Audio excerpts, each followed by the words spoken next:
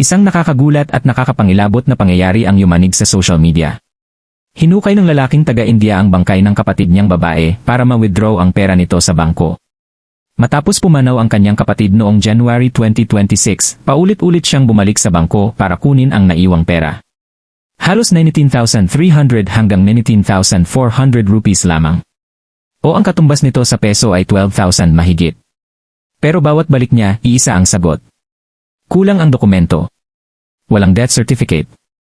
Walang legal here papers. Paulit-ulit na pagtanggi hanggang sa mapuno siya ng matinding desperasyon.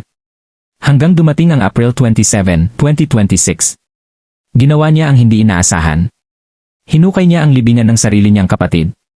Kinuha niya ang mga labi nito at dinala mismo sa bangko. Hindi para manakot kundi para patunayan. Patay na siya. Para sa iba, maliit lang ang 19,300 to 19,400 rupees. O 12,000 mahigit. Pero para sa kanya, iyon ang pagitan ng gutom at pag-asa. Sa huli, rumesponde ang mga otoridad at tinulungan siyang makuha ang tamang dokumento. Ngunit nananatili ang tanong. Hanggang saan naabot ang tao kapag kahirapan na ang kalaban? Ikaw, tayo, hanggang saan naabot ang pasensya?